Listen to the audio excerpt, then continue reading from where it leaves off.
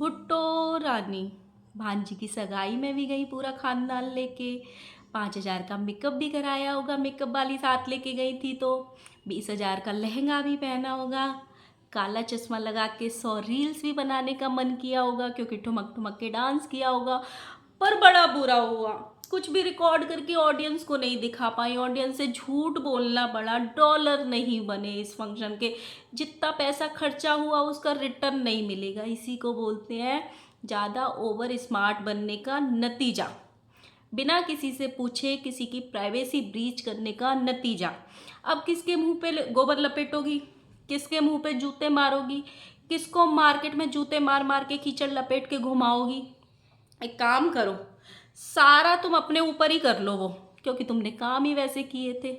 अपने चक्कर में पूरे खानदान की लुटिया डुबो दी, सबके डॉलर का धंधा बंद करवा दिया। बताओ, बेचारी भंडना जीजी ने तो 1 लाख की शॉपिंग कर डाली थी। अब कहाँ से निकलेगा उनका डॉलर। न सगाई टूटी थी, न किसी ने कुछ किया था अपने साथ, लेकिन ईंट से ईंट बजाने आ गए थे हमारे भमित भैया माँ कसम खा के। क्या हुआ, इंगेजमेंट की फोटो तो पूरे मार्केट में डोल रही है। बड़ा ही बुरा हुआ। So hello guys, Radhe Radhe, जय श्री कृष्ण। स्वागत है एक और नए वीडियो में। आई होप सब अच्छे होंगे, स्वस्थ होंगे, मस्त होंगे और जहाँ भी होंगे तंदुरुस्त होंगे। अगर आपको मेरी वीडियो अच्छी लगती है तो प्लीज़ गाइस वीडियो को लाइक करना, कमेंट करना एंड चैनल को सब्सक्राइब कर लेना। गाइस प्लीज़ सब्सक्राइब कर लेना नोटिफिकेशन वाली घंटी के साथ में। आप करते नहीं हो, बहुत गलत बात है। सो गाइस, कल से ही मेरे पास फ़ोटो आ गई और एक ने नहीं, न जाने कितने लोगों ने मुझे डीएम करके फ़ोटो भेजी है इनकी भांजी की, जो भमित भुट्टो जी हैं। जिस भांजी की इन्होंने इंगेजमेंट के फ़ोटोज़ डाले थे और सोशल मीडिया पे बहुत सारे इन्होंने डॉलर कमाए थे और एक बखेड़ा खड़ा हो गया था। इनको लताड़ पड़ी थी, फैमिली से रिश्ते थोड़े टाइम के लिए ख़राब भी हुए थे, जिसका ठीकरा इन्होंने रिएक्शन वालों पे फोड़ दिया था। इन्होंने भरपूर ड्रामा किया था। भमित भैया ने गुस्से में आके एक कम्युनिटी लगा दी थी कि ईंट की एक एक ईंट बेच दूंगा घर की, लेकिन लोगों को नहीं छोड़ूंगा। मेरे घर में बहुत कुछ बिगड़ गया है इन सब की वजह से। इन्होंने ये नहीं बोला था उस टाइम कि मेरी गलती की वजह से बिगड़ा है, मेरे लालच की वजह से बिगड़ा है। मुझे जो डॉलर की भूख थी, जो मैंने किसी से बिना परमिशन लिए हुए डाल दी थी सोशल मीडिया पे, सारी वीडियो बिना कट किए, बिना एडिट किए सब कुछ डाल दिया था, उस वजह से हमको लताड़ पड़ी थी।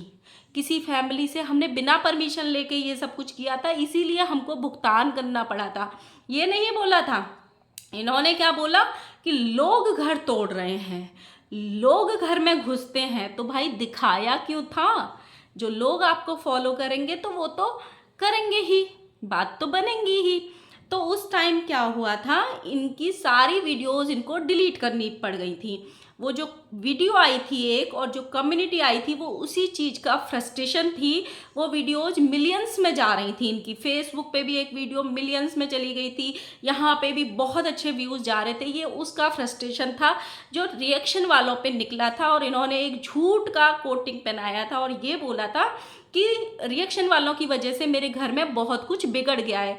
जिस हिसाब से इन्होंने चीज़ें बोली थी तो ऐसे लगा था जैसे कि रिश्ता ख़त्म हो गया है, टूट गया है, चीज़ें खराब हो गई हैं। और साथ में इन्होंने एक चीज़ और बोली थी कि उन चीज़ों की वजह से मेरे घर में किसी ने कुछ करने की कोशिश की है। मीन्स ऐसे लगा था कि जैसे उस लड़की ने अपने साथ खुद को सेल्फ हार्म करने की कोशिश की है, लेकिन ऐसा कुछ नहीं था। इनका जो दुख था ना, वो इसलिए था क्योंकि ये वीडियो से जितना कमाने वाले थे ना, उस पर पाबंदी लग गई थी। घर में एक माहौल बना, शायद सामने वाली फैमिली को पसंद नहीं आया, या इनकी जो बहन जी हैं उनको पसंद नहीं आया, या उनकी बेटी ने पंगा किया, इनके बीच में झगड़ा हुआ क्योंकि इन्होंने बिना परमिशन की चीज़ें डाल दी। तो उस झगड़े का अंत ये निकला कि जब भी सगाई होगी या शादी होगी तुम लोग अपनी ब्लॉगिंग नहीं करोगे। अब प्रॉब्लम क्या हो गई, ये तो ठहरे ब्लॉगर, बिना कैमरा के तो इनका जीवन नहीं है। दिखाएंगे कैसे कि मामी कितनी स्टाइलिश है, मामा कैसे मामी के पीछे कैमरा लेके घूमता है, वो सब हो गया बंद। दूसरा, इन्होंने ना इन्वेस्ट किया था। हमारी भंडना जीजी जो हैं, उन्होंने एक ब्लॉग बनाया था जिसमें ये बोला था हमारी भांजी की शादी है, सगाई है, हमने लाखों की शॉपिंग कर डाली है। कोई इंसान ऐसे ही तो करता नहीं है, क्योंकि उसको पता होता है कि हम 20,000 का लहंगा पहनेंगे तो उसकी 500 वीडियोस बनाएंगे तो उनसे हमारे आराम से 1 लाख रुपए निकल आएंगे, इसीलिए कोई 20,000 इन्वेस्ट करता है। ठीक है ना। नहीं तो पहले भी इनके वीडियोस सबने देखे हुए हैं, ये कितना इन्वेस्ट करते थे, कितने महंगे महंगे कपड़े पहनते थे। तो इन्होंने लाखों रुपए इन्वेस्ट कर लिए, लेकिन अब वहां से निकल के कुछ आने के सारे दरवाजे बंद हो गए, क्योंकि फैमिली ने परमिशन नहीं दी कि भाई घर में आना है तो कैमरा अलाउड नहीं है। सिर्फ यही रीजन था। ये दोनों पति पत्नी बौखलाए हुए थे। अब देखो, इन दोनों की गलती इन दोनों की सिर्फ, क्योंकि इन दोनों ने डाले, लेकिन नुकसान पूरे खानदान का करा दिया। अब इन्होंने क्या किया, एक प्लान किया। ऑलरेडी उस लड़की की इंगेजमेंट थी, उस लड़की के बहुत सुंदर लग रही थी वो लड़की। उसने गोल्डन कलर का गाउन पहना हुआ था, लड़के ने ब्लैक कलर का कोट पैंट पहना हुआ था। बहुत सुंदर जोड़ी लग रही है। भगवान उनको सारी खुशियां दे जो वो डिजर्व करते हैं, जो उनके हक की हैं, जो हर लड़की हकदार होती है शादी के बाद पाने की। इन्होंने क्या किया, हमारे भमित भैया पहले ही किसी इवेंट के बहाने या इवेंट अटेंड करने के लिए पहुंच गए अपने घर, और यहाँ से ये सारे जा रहे हैं ट्रेन में धक्के खा के अपनी ऑडियंस को ये बोल के कि हम कहीं दर्शन करने जा रहे हैं। आप ये सोचो, ये ब्लॉगर दर्शन करने जाएं और 2 दिन ब्लॉग ना बनाएं और उसकी मंदिर की बाहर से चोटी ना दिखाएं, ऐसा हो सकता है? ये तो मंदिर में बाहर पड़ी चप्पलों को भी कवर कर लेते हैं कि यहाँ पे देखो इतनी भीड़ है, इतनी चप्पल लोग आए हुए हैं, इतनी चप्पल इकट्ठा हुई हैं। ये वैसे लोग हैं। तो इन्होंने ट्रेन की भरपूर रील बनाई, और 1-2 लोग नहीं गए थे, पूरा खानदान गया था। भंडना जी का परिवार, और हमारे ढोलक भैया भी गए थे अपनी प्रेग्नेंट बीबी को छोड़ के, उनका भी बुलावा आया होगा। ये सारे ट्रेन में भर के गए, ट्रेन तक की सबने रील बनाई, और शायद एक कोई रिसोर्ट वगैरह था, वहाँ पे भी कुछ रील्स आई थी इनकी फेसबुक पे। उसके बाद ना ब्लॉग आए थे ना रील्स आई थी कुछ, क्योंकि अलाउड नहीं थे। तो ये लोग गए और साथ में मेकअप वाली को भी लेके गए थे, लेकिन इन्होंने अपनी ऑडियंस से झूठ बोला। उस टाइम भी झूठ बोला था, इस टाइम भी झूठ बोला था। तो इन्होंने वहाँ पे एंगेजमेंट फंक्शन किया, और वहाँ से वो लोग आए, अपनी जो भमित भैया अपनी मम्मी और जो उनकी जेठानी वगैरह गांव में रहती हैं उनको लेके आए, ये बोल के कि हम बर्थडे पार्टी करने जा रहे हैं, भमित भैया की बर्थडे सेलिब्रेशन करने जा रहे हैं। जबकि ये सारे लोग एंगेजमेंट में इकट्ठा हुए, एंगेजमेंट की जो भी रिचुअल्स होते हैं, एंगेजमेंट करी, देन ये सारे लौट के आए। क्योंकि इनको परमिशन नहीं थी, इसलिए ये कुछ भी डाले नहीं। अब इस चीज़ का मलाल तो देखो होगा ही, भुट्टो रानी इतना इसीलिए बौखला रही हैं। हर किसी को बौखलाहट तो होती है। अच्छा खासा कंटेंट चला गया जिस पे कम से कम 30-40 ब्लॉग हर किसी के आते, इनके भी आते, बड़ी वाली के भी आते, छोटी वाली के भी आते, ढोलक भैया जाते वो भी 100-200 तो रील्स छाप ही देते। ऊपर से वो भी गया, ऊपर से लताड़ पड़ी वो अलग। इसीलिए ये दूसरों के मुंह पे गोबर लपेट रही थी, दूसरों को कीचड़ में भिगो के जूते मार रही थी। अब किसको मारेंगी? अब तो सारी ऑडियंस को पता चल गया कि लड़की की इंगेजमेंट हो गई। अब क्या बोलोगी कि हमारी ननद ने हमको बुलाया नहीं, हमको लताड़ पड़ गई, या हम इंगेजमेंट में शामिल नहीं हुए? क्या बोलोगे आप लोग? ये लोग ऑडियंस के साथ इतना बुरी तरह खेलते हैं, इतना बुरी तरह पागल बनाते हैं, और अपने किए का ठीकरा दूसरों पे डाल देते हैं।